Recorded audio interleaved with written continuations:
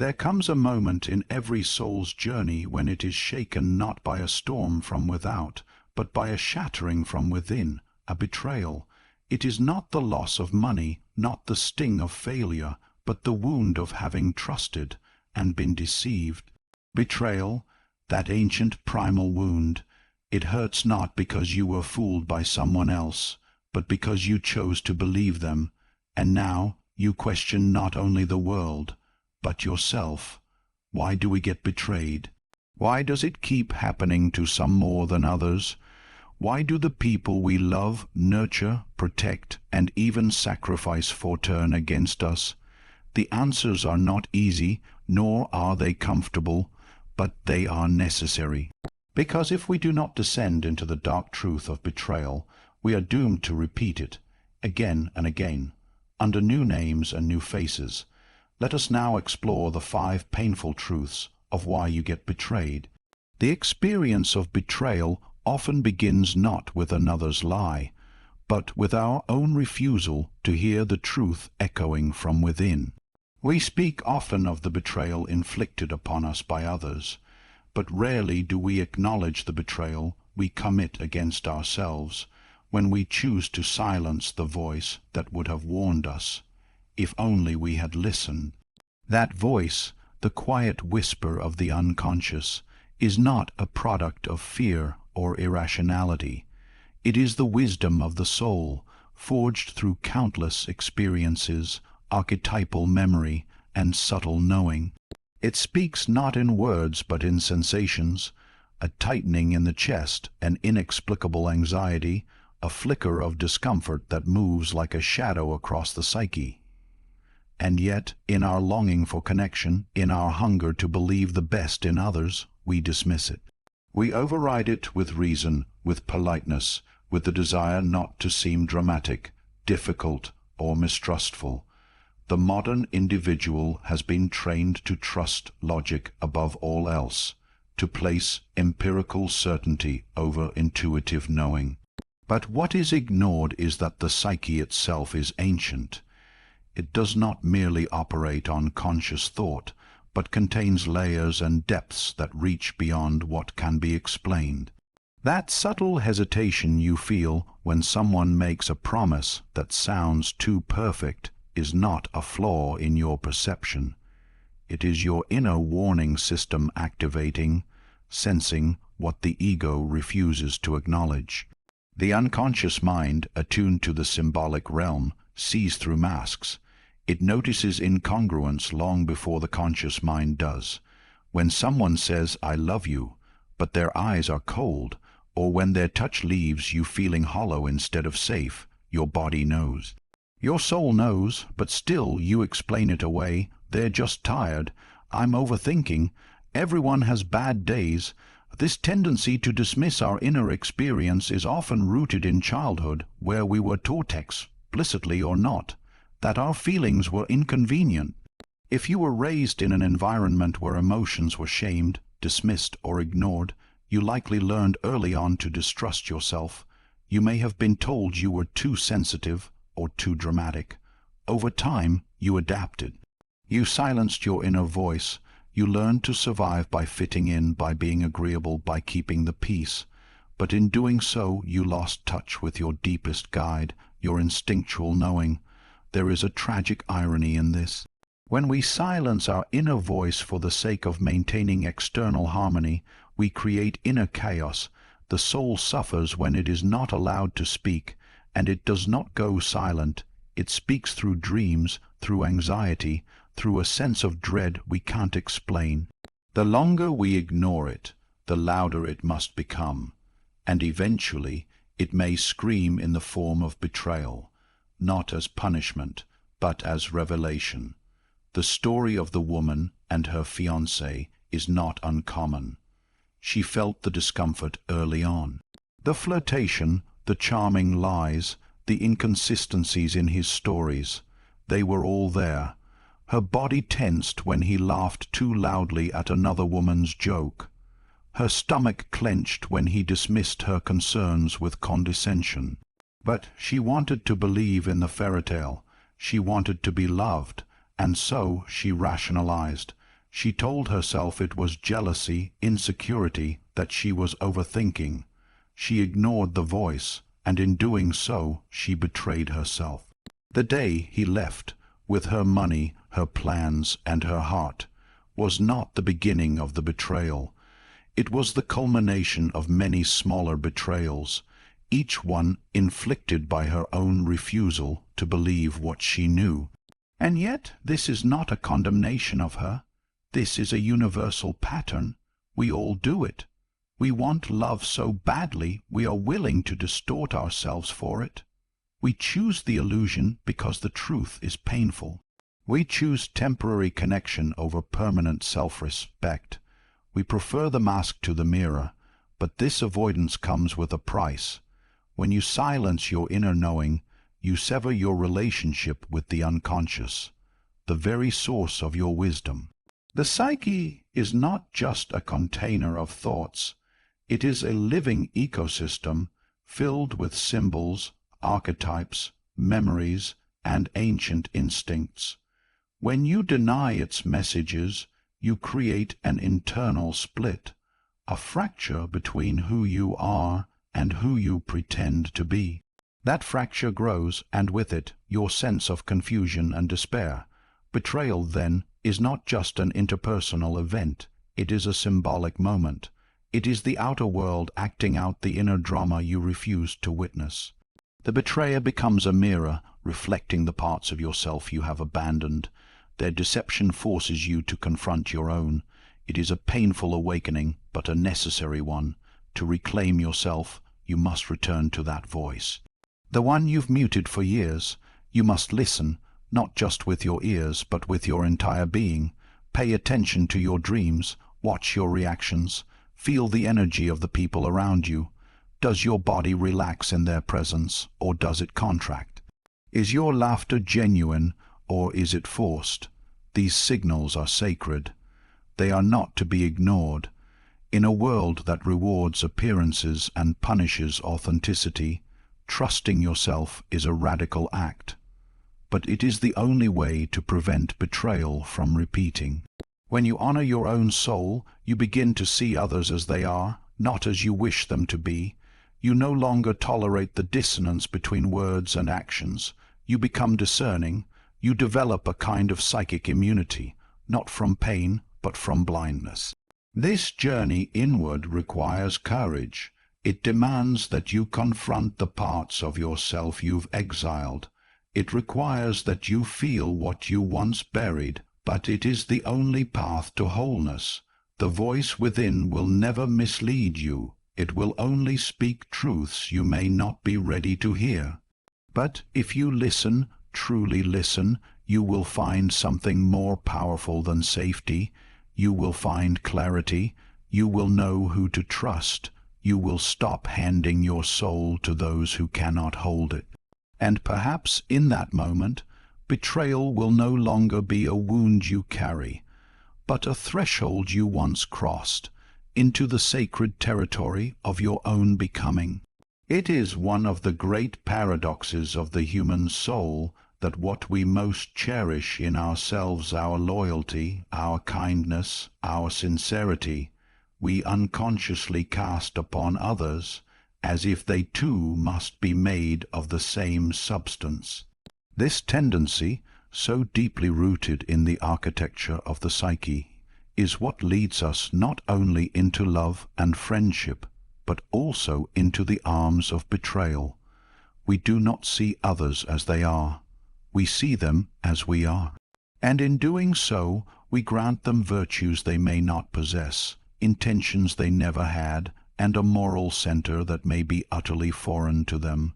This is the phenomenon of projection, not as a psychological defect, but as a necessary mechanism of the unconscious. The psyche, in its effort to organize and make sense of the world, externalizes what it cannot yet fully hold within. If you have cultivated innocence within yourself, if you have protected your inner goodness like a sacred fire, you will naturally assume that others carry that same flame. This is not foolishness. It is a kind of spiritual naivete, a purity of heart that has not yet been tempered by experience. But the world is not composed only of those who wish to honor your light. There are those drawn to it simply because it illuminates their own emptiness. There are those who, unable to generate warmth from within, seek out your fire, not to bask in it, but to consume it. This truth is painful. It wounds the part of you that wants to believe in the essential goodness of all people. But belief, when divorced from discernment, becomes blindness. The man or woman who betrayed you was likely not wearing a mask. They simply reflected the qualities you projected upon them. You saw trustworthiness where there was manipulation. You saw devotion where there was self-interest. You saw a soulmate, a confidant, a kindred spirit, because you needed to, because your soul, still wrestling with its own shadow, could not yet bear to see the full complexity of another human being. And so the betrayal begins not in the other, but in the mirror. The person who deceived you was often carrying the very traits you have disowned within yourself, the part of you that could lie, that could manipulate, that could pretend. You may not act on these impulses, but to believe that they do not exist within you is to deny your own wholeness. The psyche is not only light, it is also shadow. It contains both the noble and the base, the loyal and the traitorous, the divine and the animal.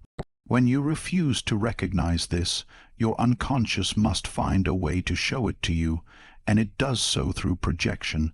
Imagine a woman who prides herself on her purity and kindness. She has never spoken a harsh word, never lied, never raised her voice. She believes herself to be immune to darker instincts, and yet she repeatedly finds herself entangled with partners who lie to her, cheat on her, or emotionally manipulate her. Each time she is shocked. "How could I not have seen it?" she asks. But the truth is, she saw only what she allowed herself to see. Her unconscious, still holding the disowned aspects of her personality, projected them outward. Rather than face the existence of the manipulator within, she loved it in the other, until it destroyed her. This is not to say she deserved betrayal, but to say that betrayal was the outer expression of an inner fracture. When you do not own your shadow, it owns you. It dictates your choices, shapes your relationships, and leads you again and again into the same suffering. Projection is not weakness, it is simply unawareness. But unawareness, when left unchecked, becomes danger. It renders you vulnerable not because you are bad or broken, but because you are blind. The way forward is not to harden yourself or to distrust the world, but to journey inward.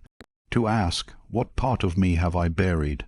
What capacity within myself have I refused to acknowledge?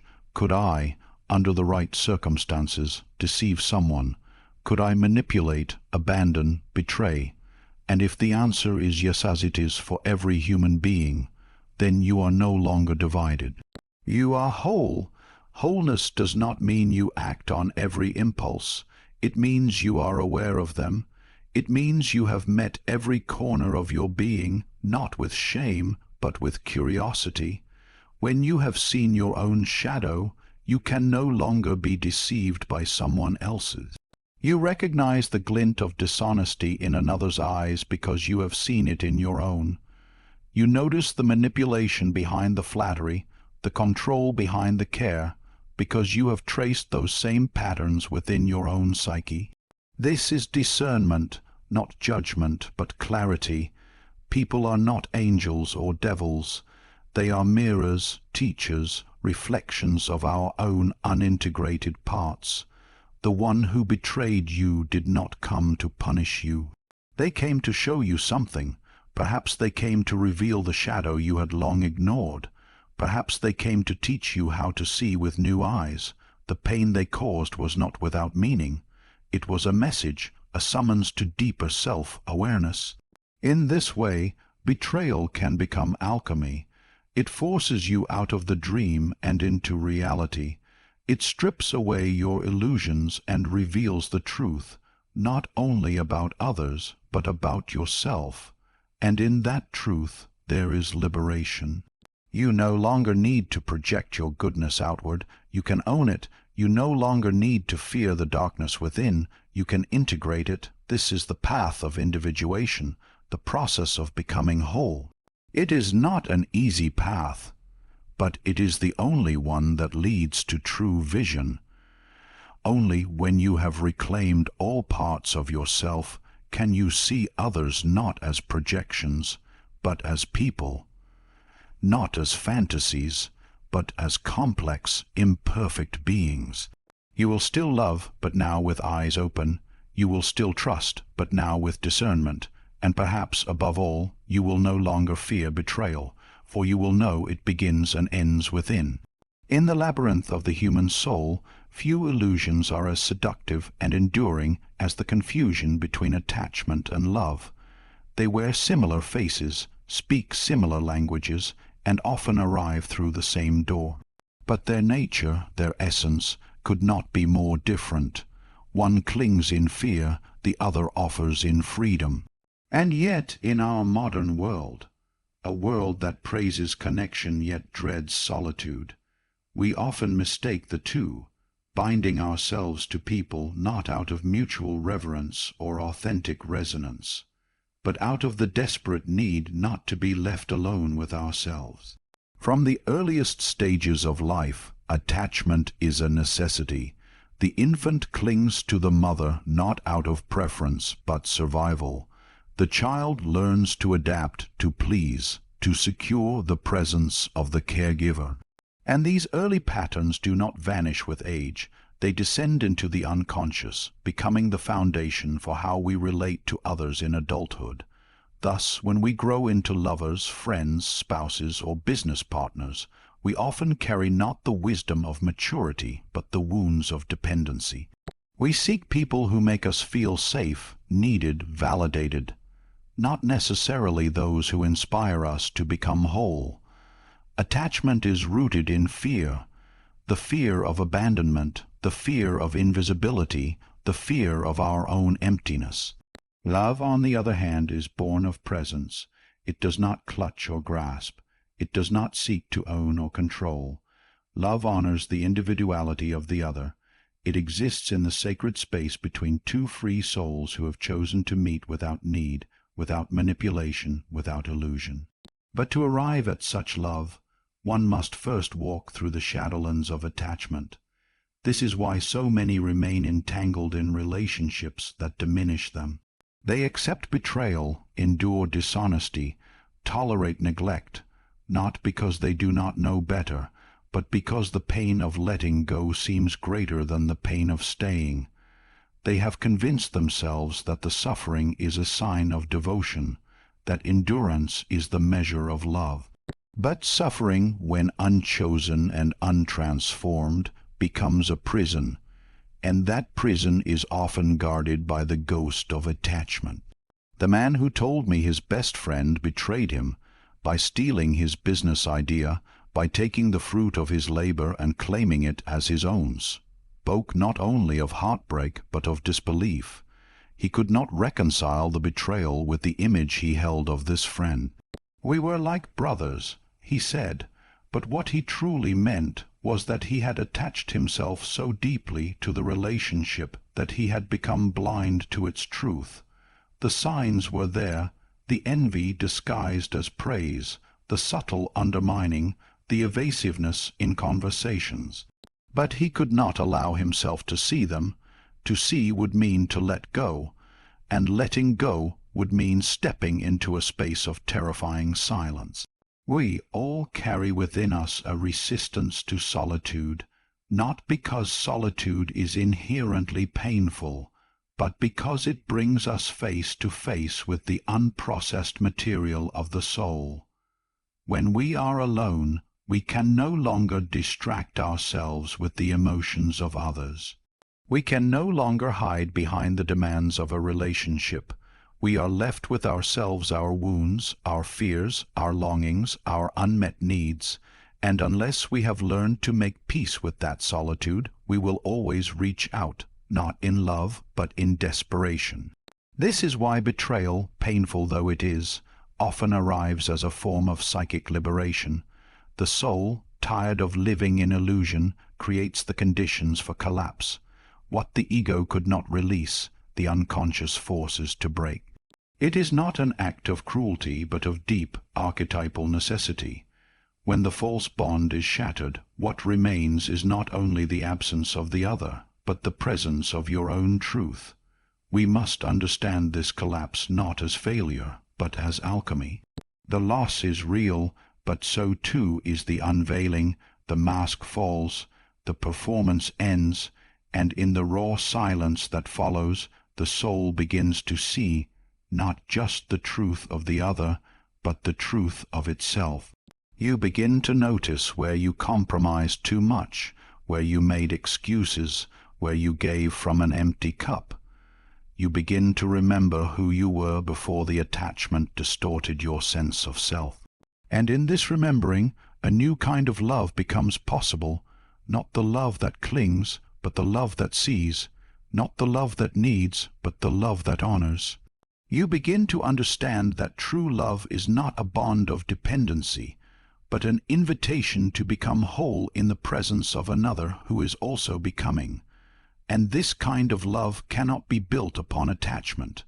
It can only emerge from self-knowledge. But to arrive at such clarity, one must walk through the fire of detachment, and that fire burns. It burns away the illusions we created to feel safe. It burns away the false narratives we told ourselves about the other. It burns away the fear that says we are nothing without someone to hold on to. But in that burning, something pure remains, the awareness that you are not unlovable, but unseeing, that you are not broken, but bound by a pattern you inherited long before you had the words to name it. The journey from attachment to love is the journey of individuation. It is the path of turning inward, of becoming conscious of the forces that have shaped you, of reclaiming the projections you have cast onto others. It requires that you grieve not only the person who betrayed you, but the fantasy that kept you from seeing them clearly. It asks that you sit with the silence, that you let it teach you rather than torment you. And in time, that silence becomes your sanctuary. You begin to understand that solitude is not emptiness but fullness, that being alone is not the absence of love, but the soil in which it can finally grow, untouched by fear, untainted by need. You come to trust yourself, to know your worth, to recognize the difference between a soul who meets you and a person who merely fills a void. The world will still offer you attachments dressed as love. But you will know better now. You will listen to the stirrings of your inner world. You will not rush to grasp the hand that reaches too quickly. You will wait for the presence that arrives without demand, without condition. And when it does, you will not lose yourself in it.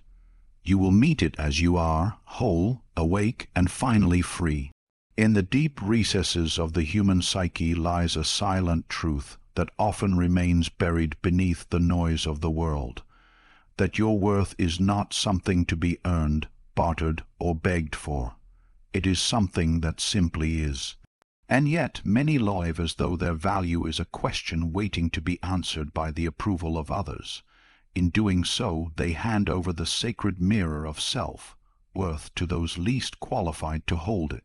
They allow themselves to be defined not by the truth of who they are, but by the ever-changing reflections of other people's perceptions, reactions, or betrayals. When one does not know their own worth, betrayal does not feel like a singular wound. It feels like confirmation of a lifelong fear. I was never enough to begin with. This inner fracture begins early, when love was perhaps made conditional. When love was given only if you were quiet, obedient, successful, pleasing. Slowly, a child begins to believe that being seen, loved, or valued must be earned, that to be worthy is to perform, and so The psyche constructs an identity around pleasing others, around being needed, liked, admired. But beneath that surface, the soul aches. It knows that such worth is fragile, dependent on conditions, behaviors, and the moods of those around you. And fragility breeds anxiety. You try harder, you give more. You tolerate too much, you remain silent when you should roar, all in the name of preserving connection, because the alternative feels like annihilation. When you are disconnected from your inherent worth, betrayal is not simply an act committed against you. It becomes a judgment. It becomes the sentence you feared would one day be delivered. You are not lovable, you are not enough, and so you internalize what was never yours to carry. You make sense of the betrayal by believing you caused it. You rewrite the story in a way that punishes you, because some part of you cannot yet accept the deeper truth. That betrayal is not always personal. That betrayal often reflects the betrayer's own wounds, shadows, and unconscious patterns. But when you do not stand upon your worth, you cannot see this clearly. You become entangled in self-blame. You try to fix what was never your responsibility to begin with. This is the trap, and it is a cruel one, because it causes you to try harder in the places where you should have walked away. It causes you to beg where you should have set boundaries.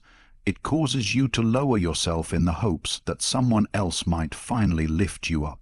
And with every compromise, every silence, every betrayal you forgive without true reconciliation, you drift further from your essence.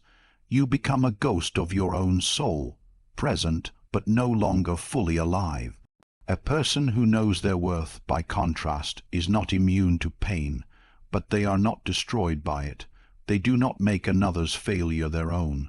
They do not see betrayal as proof of their inadequacy.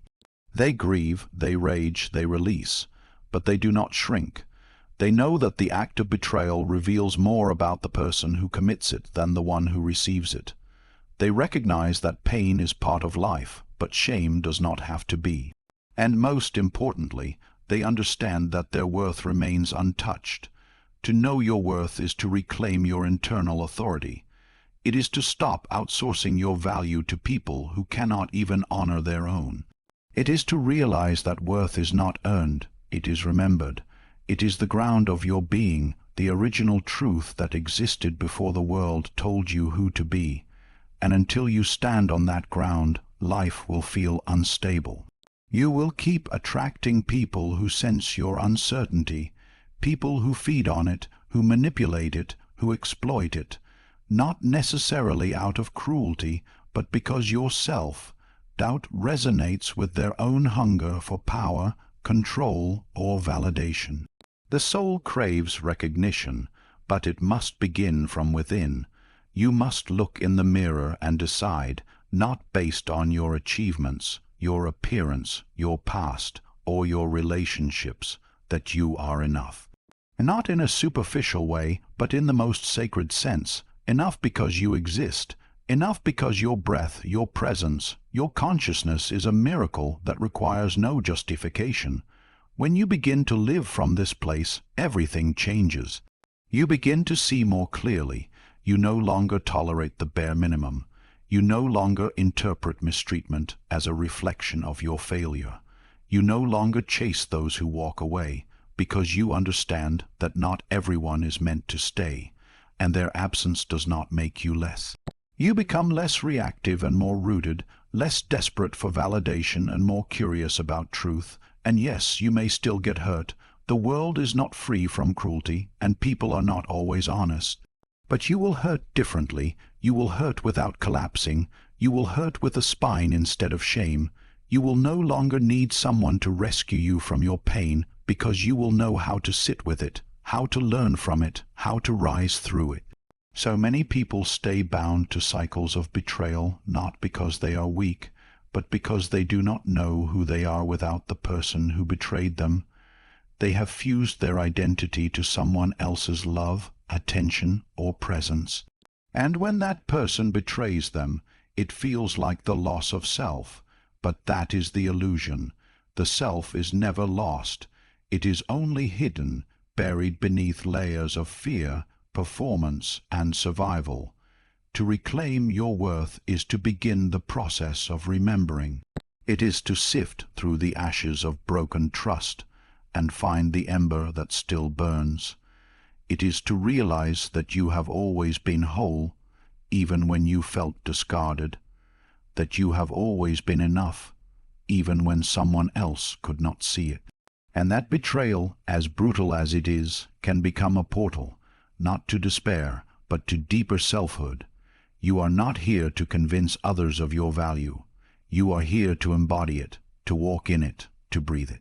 And from that place you will no longer be a magnet for betrayal. You will be a mirror for truth. Those who cannot respect that truth will fall away, not because you are unlovable, but because you have risen beyond the reach of those who cannot yet see themselves clearly. The most powerful act of healing is not to get revenge, not to wait for an apology, not even to understand why it happened.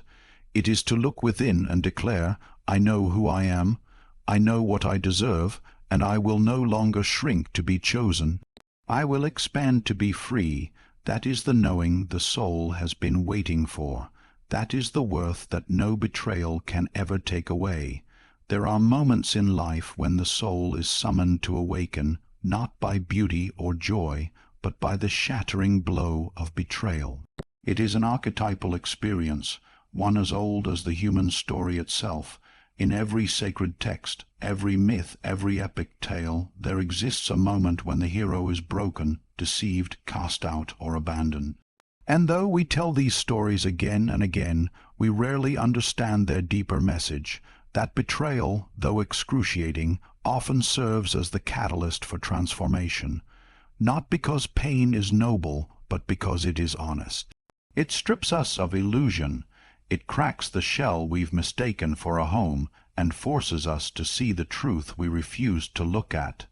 In this way, betrayal is not always a misfortune. It is sometimes an initiation. The psyche does not evolve in a straight line. It is not changed by gentle whispers, by comfortable truths, or by the quiet repetition of daily life. It is changed when its foundation is shaken, when its attachments are broken, when it is forced to question the very story it has built its identity upon. And few events in life can trigger such a psychological rupture as betrayal. It is not merely the loss of trust in another. It is the collapse of your world, your certainty, your narrative. And in that collapse there is an opening, a space where the false self begins to die and the true self begins to stir. This is why, paradoxically, some betrayals were necessary, not because you deserved to suffer, but because you had reached a place in your life where you could no longer continue living in illusion. The mask you wore, the role you played, the dream you clung to, it no longer served the truth of your being, and yet you could not let go. You were too invested, too afraid, too loyal to the life you had constructed. So the psyche, in its infinite wisdom, allowed what you could not prevent. It allowed the betrayal not to punish you, but to free you. I once listened to a woman describe her devastation after discovering her partner of 10 years had been leading a double life.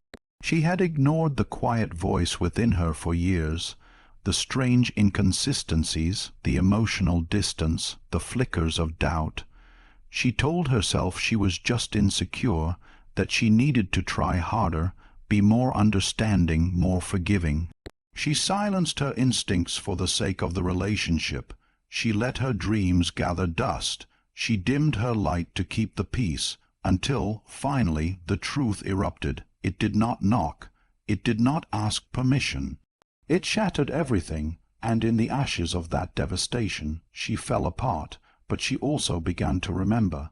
She began to paint again, the very thing she abandoned in the first year of that relationship. She began to travel, to seek, to sit with herself in ways she never had before. She entered therapy not to be fixed, but to be found, and what she discovered was not a new version of herself, but the one that had always been waiting beneath the surface. Would she have chosen that pain? No, no one chooses to be betrayed.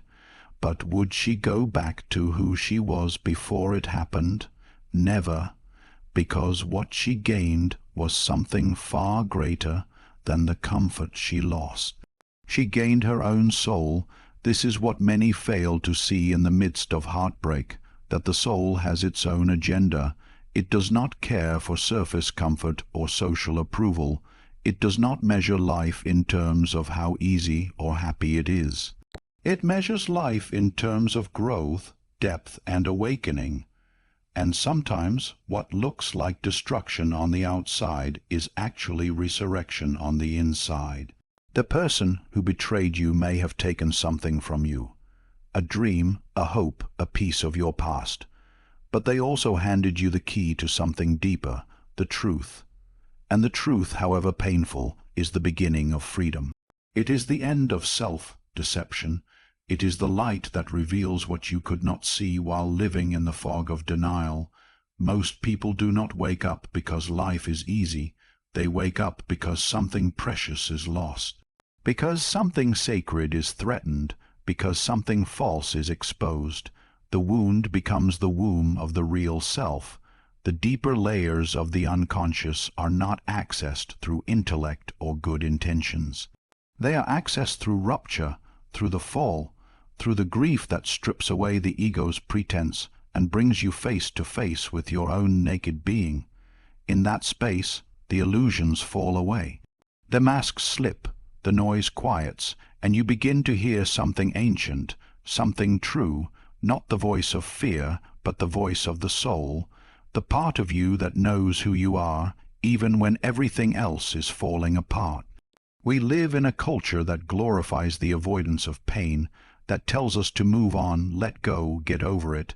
But healing is not a linear ascent, it is a spiral. It moves through the darkness, not around it. Betrayal must be mourned. The trust that was broken must be grieved. The version of yourself who didn't know better must be honored.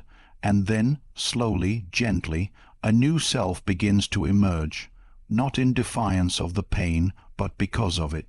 This is the alchemy of the soul, the process through which something base is transformed into something sacred.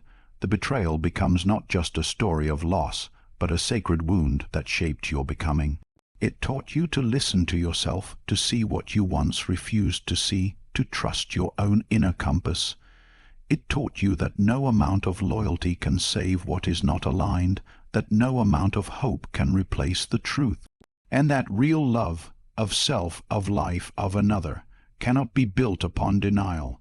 The person who walked away, who lied, who left you in ruins, they were not the cause of your awakening, they were the trigger. The cause was deeper. The cause was your own readiness to evolve, your own need to return to yourself. And once you understand this, you no longer carry the bitterness. You no longer need revenge. You no longer wait for closure. You simply walk forward, not as the wounded one, but as the awakened one. Pain alone does not awaken you. It is the meaning you find in that pain that births the transformation. And sometimes you do not find that meaning until much later. But it is there, waiting, hidden in the ashes, whispering to you through your tears, inviting you to rise, not as the person you were, but as the person you were always meant to be. So why do we get betrayed? Because we ignore ourselves, because we see others not as they are, but as we wish them to be, because we mistake chains for love, because we forget our worth, and because sometimes the soul needs to be broken to become whole. The pain is real, the wound is deep, but inside that wound is the beginning of truth, and truth, however brutal, is always a gift. You were not betrayed because you are weak. You were betrayed because you are still waking up to your power. Wake up, reclaim your vision, and never again let the illusion of love blind you to the truth of yourself.